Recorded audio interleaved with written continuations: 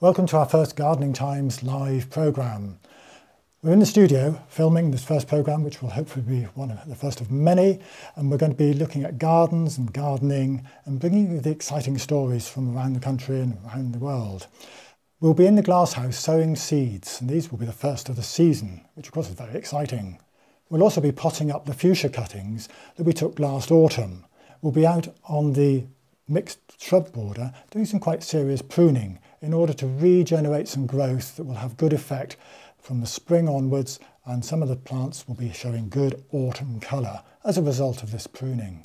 But first we take a look at an event that's coming up in the near future. This is an event being organised by Hospice Care Devon, and it's been held at the Cadhay Garden and Estate. This is something we covered in an earlier programme, and it's a fantastic venue. So the date is the bank holiday of Monday the 27th of May. Please put it in your diary now so you don't forget, because it's going to be well worth attending.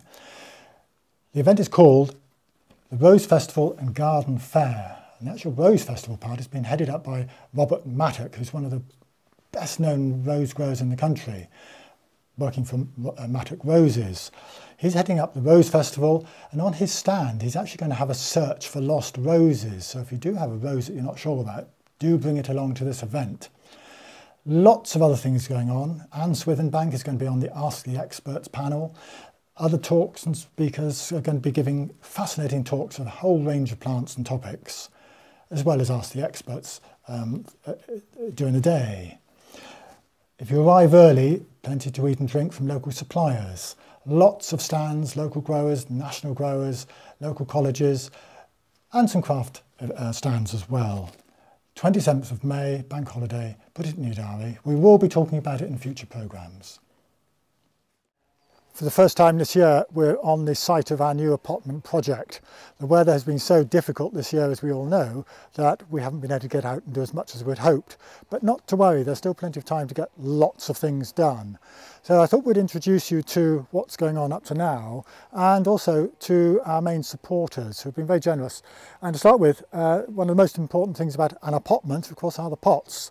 And Anglo-Eastern Trading have let us have these great pots that are new products to them and new into the country, now available in lots of garden centres. But great designs, great structure, most importantly of course good drainage holes, because whenever we're growing anything in a container, that water has got to get out, but also there's got to be enough held for growing the plants. Waterlogged conditions, waterlogged compost does not grow good plants. So whenever buying containers, look for adequate drainage. But more about that later on. So we've chosen several different colours, several different shapes for growing the different plants that we're going to be having on the appotment. Because one of the key objectives of the appotment is that we have produce, edible produce, hopefully every week of the year. And we'll report on that throughout the year. So nice pots. We've also got to then irrigate the pots. We said about the drainage being good, but we've got to get that water in there. This year, of course, so far has been incredibly wet, but hopefully later on in the season, we may need to apply some irrigation, but we need to be in control of that. And a company called Antelco, who are importing these units, these drip feeders, all the way from Australia. So they've been pioneered in Australia, where of course water and the use of water is paramount to growing crops. So these are well tried and tested. And these little drip units are micro irrigation, so very efficient at their use of water. And the different models we've got will be joined up with all sorts of connectors to this micro hose, and we'll feed it into the individual containers as we set the appotment up in later programmes. And the water comes out in a very controlled fashion from these little dripper units. So we're looking forward to getting all this little bit set up. Within the pots we need compost, and Vitax have supplied us with some of their Q4 fertiliser, which will provide nutrient for the whole growing season. If we need to top up, well, we've got very vigorous edible crops growing, of course we can always use some of the other products by Vitax, and here we've got some more Q4, which will be brilliant for a whole range of plants throughout the whole garden. But we're of course going to be specialising in vegetables within the appotment. Great products. And having got all that in place, we then need to sow some seeds, because most of the growing we're doing is from seed, and Sutton Seeds have helped us with this and advised us, and within their garden guide for 2013 there's a lot of useful information on how to grow a whole range of edible crops throughout the year. So this is our guide, which is fully available to customers, and these are the actual plants or the packets of seeds. And these are just a few, and here we've got plants suitable for a square metre, in other words growing in a small area. Dwarf French beans, dwarf runner beans, broad beans, and a few more. We've got a courgette, which is, as it says on the packet, suitable for a patio and terrace gardening. We've got some of the James Wong, and we met James up at Glee, and we've got the recording of the interview with him, and that great range. We've then got some greens, we've got broccoli, leaf salad, which we're going to go into the glasshouse in a minute and sow, and then plants suitable for a window box. And of course the appotment is just another configuration of growing. So lots of plants to get on and sow, even here in this slightly dull day in our Devon garden. But we're going to go into the glass house and start sowing and get some of those crops growing.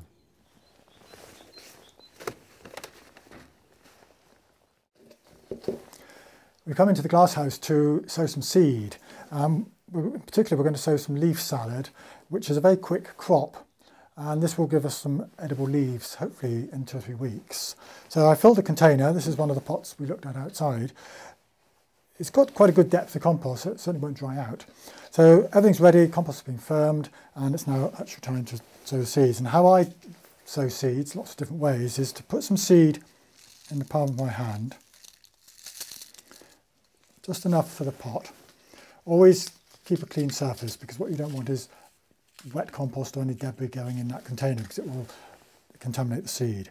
And then with the seed in the palm of my hand, get the seed into the crease of the palm and just tap your hand with the other finger, and you can be in total control on a good day at getting that seed evenly spread across the pot, like so. Now if I turn it up so the camera sees it, it'll all fall out, so I won't do that, but believe me, it's in a nice even pattern, because we want those young plants to grow out with enough space that they don't get too close and then rot each other off. Seed is sown, a little bit of covering, very light covering, like so. And don't forget to use the label. Now, I've written one earlier, so that goes in with a date on, and that's ready to go on, stay in the glass house. Now I did sow some of these seeds earlier, about 2 weeks ago. I want to show you the result.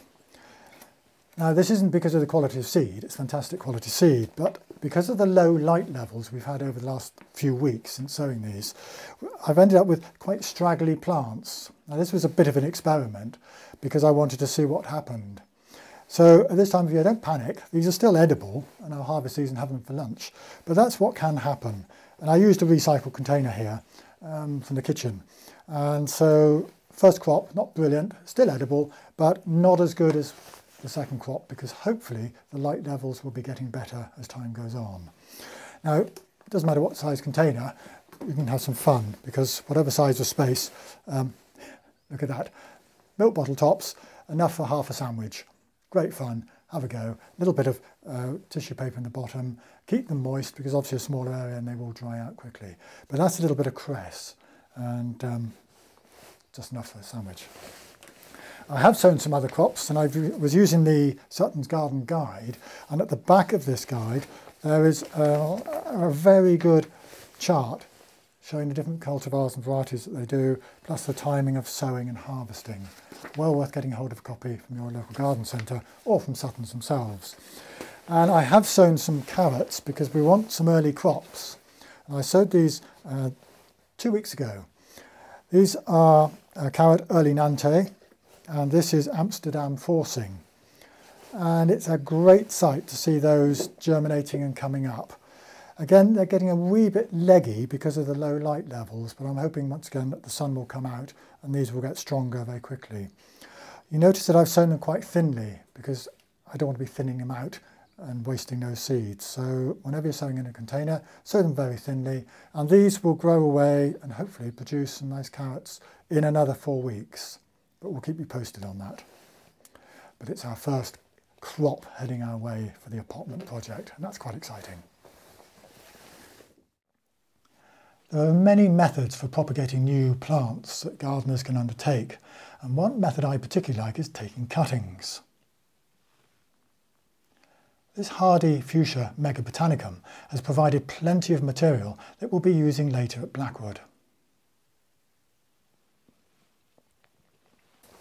These are the fuchsia cuttings that I took in the autumn, and we've now come to that exciting stage of seeing if they've got roots on them. And it's quite easy to find out. One is that you can very carefully just give a gentle tug on the leaf, and if there's some resistance, that's quite a good sign that there's something going on at the rooting zone. The other way, of course, is to look at the base of the pot. Well, there may be some very young root there, but we don't know. So this is how to knock plants out, and you have to be a little bit, what appears to be quite rough, but it's usually better to be slightly rough. Oh, I think we've got something. Always keep the surface area clean. Now what we're looking for is that. And to me that's a really exciting point, because this is a brand new fuchsia plant, and look at those roots. Lovely fresh growth. That's one. There's another one. This is even easier for you to see perhaps. All that root has been produced by those cells, or that cut that we made in the autumn, and that new growth is there to see. These roots are incredibly delicate, so always be careful when you're handling them, because they can just drop off or snap. And it's not only physical damage by handling them, it's also extreme weather. So if today was very hot in the glass house, we'd need to be protecting these that they didn't dry out and scorch. And of course if it's very cold, well, we shouldn't really be handling plants in extreme cold anyway. So there's two. Yep, not quite so much root, but there are still some there. Yes, another good one. Not quite. That's another one. And that hasn't worked at all, so it's not worth pursuing that. Now what we don't want to be doing is getting that old compost that we use for propagating anywhere near the fresh compost, so we clear that away, just in case there's any disease in there. So we take that out of the way. And now these new cuttings are ready to pot up. Again, use a pot that's not too big, because we don't want to be putting on a huge amount of top growth. And if there's a rush of nutrient within this fresh compost, that will encourage lots of foliage. What we want is good, strong root growth that will support foliage later on. So handling very carefully. This goes into there and firm it down. Again, we're using the Vitats compost, and that's it potted. These composts have been designed that they have enough air and water in the correct balance, and if we're there pushing and firming this down, the air will be squeezed out and they could become waterlogged. Don't over firm. Our first cutting for this year. Great site. A bit more. Don't get them too deep, otherwise they're going to be rotting off. And again, when you put the compost in, be very careful not to damage those delicate roots.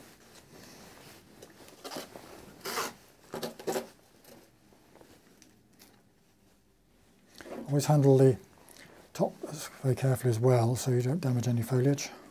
And try and plant in the middle of the pot.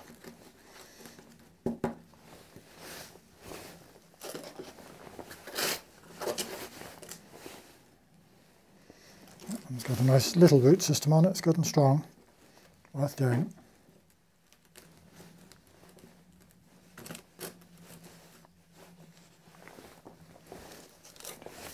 Excellent. From 2 pots of cuttings taken last autumn, we've got 15 new fuchsia cuttings. These are hardy varieties, and we're going to plant these as a little hedge around the terrace here at Blackwood. That's very satisfying. The adverse weather conditions that we've been putting up with for the last few months have made it very difficult to get out in the garden. But at last the weather's better, and it's given me a chance to get out into the gardens here and start pruning, which is a bit overdue. So I'm going to go out and start that long border. You've caught me in the middle of some pruning here in the long mixed border at Blackwood. As you see, it's a little bit overgrown. It's gone past its sell-by date. This is Lace formosa, and it's a very woody plant. In fact, it's got hollow stems, so it's very easy to cut. The reason for doing this pruning is that it is overgrown and we want to be able to get into some more choice shrubs further into the border. So I'll carry on and I'll see you in amongst the jungle.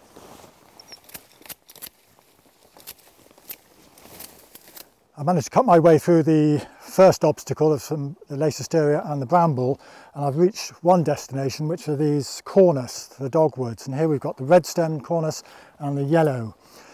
And the best bit about the cornus are the stems, and the best stems are the young stems. These have got a wee bit old, they're several years old, and the colour is going out of them. So we want to cut them down in order to get the young growth, and over the next 2 or 3 years that will give the best colour, whether it's red or yellow or those fantastic fire glows, which are beautiful, beautiful colours, which we'll do in another series.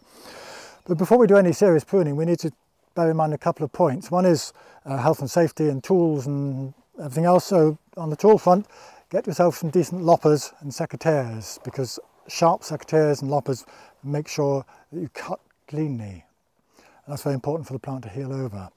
Also, a pair of gloves. I always wear gloves, especially when I'm working with brambles, but when you're working around on a soil, you never quite know what's going to be in there. So a bit of protection. I've got a fairly thick coat on, A, because it's a bit chilly, and B, it gives protection all round. That's the first phase of taking the top off, because now I can see exactly what needs pruning at a lower level, because if we left these as they are, of course, if we start shooting at this point, it'll get very leggy very quickly again.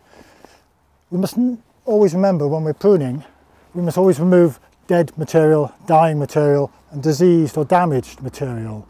Now on these corners, because we're going down very hard, is all going to come out anyway. But the 3 Ds, dead, diseased and dying, and it's at this sort of stage we'd need to make sure there's no real problem. But on this, yep, it all looks pretty healthy. I'm now going to go down and take it off quite dramatically.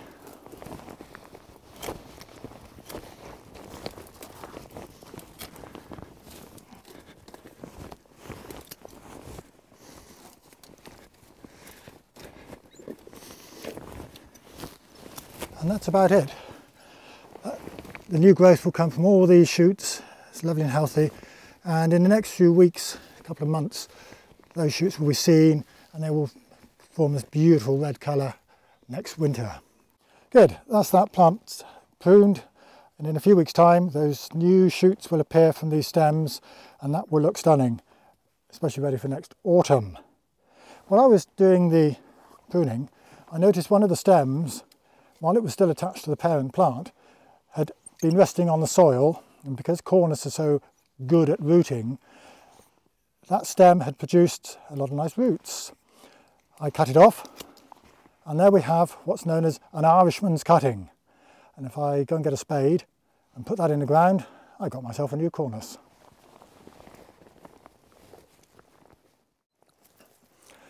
We now moved on to the buddleia, which has grown up amongst some rather nice azaleas and rhododendrons. So in fact it's become a plant in the wrong place. Now a lot of people will think of buddleia as a weed, and the definition of a weed is a plant in the wrong place. Now I'm actually going to prune this down not as hard as I would normally, and the reason for that is because we want some new growth on here that will be okay for the rest of the year, and then in the autumn we'll dig this buddleia up and transplant it to another part of the garden. But on some of these slightly thicker branches I'm going to need the long handle loppers, because buddleia is quite a woody plant. I'll take the tops off so to manage it. Now because we do want some shape on this for next year when we move it, I'm going to be looking at where I make these cuts, because we're always trying to build a framework. So I'm looking for buds that are going to be growing at the right height, which could be that one. I'll take it there to start with. And as the saying goes, you can always take some more off, but you cannot put it back on.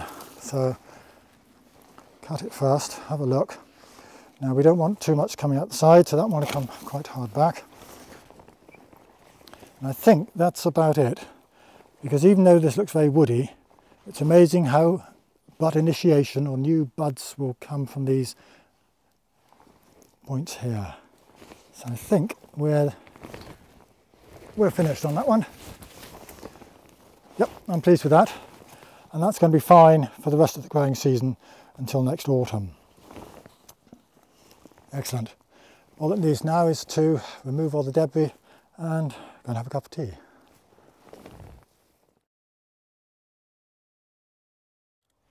I hope you've enjoyed our first Gardening Times live programme from Blackwood.